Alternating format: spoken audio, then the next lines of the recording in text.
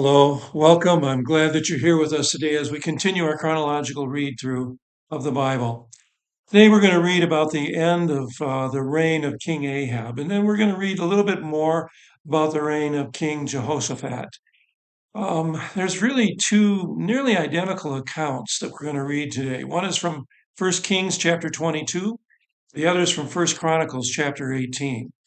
Now, ideally, you'd read both, but either one of them gives you the pertinent information. First King's account is a little bit more detailed. The First Chronicles account is a little bit more concise. If you recall, Jehoshaphat has just begun to reign over Judah. He's a good king. He fears the Lord, and he's leading his people back to Yahweh. He also makes an alliance with King Ahab, he makes an alliance with King Ahab. One of Jehoshaphat's sons marries a daughter of King Ahab, which effectively negates the alliance that King Asa, his father, Jehoshaphat's father, had made with Ben-Hadad of Syria. So there ends up being peace between Syria and Israel for 3 years, which is really quite unusual. They had basically been constantly at war. Well, King Ahab asked King Jehoshaphat to join him against Syria to forcibly take back some of the territory that Syria had not returned to Israel as had been promised. Jehoshaphat agrees, but he insists they inquire of God through the prophets before they go to battle.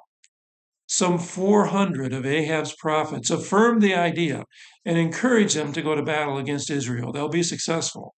But King Jehoshaphat, he recognizes that these are not real prophets of God, and he seeks one who speaks for God. Micaiah, a true prophet of God, affirms what the other prophets have told Ahab, but he does it in a way that makes it clear that he's not really sincere. So, prodded by King Ahab, Micaiah then proceeds to tell Ahab that God sent those false prophets to lure him to the battle, where he would be killed. This is, of course, the punishment that God had long foretold Ahab would result from his wickedness. Micaiah's reward, shall we say, for speaking the truth that God had given him to say was to be thrown into prison, given only a meager ration of bread and water. Ahab decides to go into battle anyway. He's going to do this disguised so that he can't be singled out and killed. Well, during the battle, Syria's troops are actually instructed to specifically seek out and kill King Ahab in this battle. They're supposed to ignore everyone else, just find him and kill him. Well, they can't find him because he's disguised.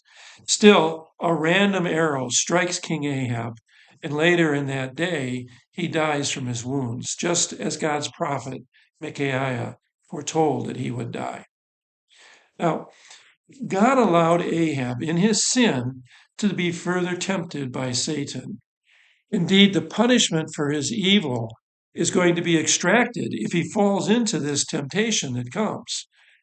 Rather than take the escape route that's provided with any temptation, in this particular case, he could have repented of his sin, turned to God, and not gone to battle. Ahab chooses instead to dive headlong into the temptation, even trying to outwit God by deceiving his enemy. Of course, the only one who's deceived is Ahab. In the end, God's punishment is delivered, and God's prophet is vindicated.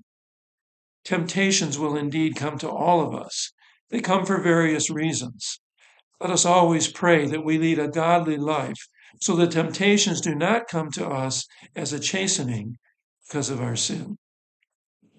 May God be with you and bless you. I look forward to gathering with you again the next time we get together, and I pray that our time together is edifying, that you are growing and learning.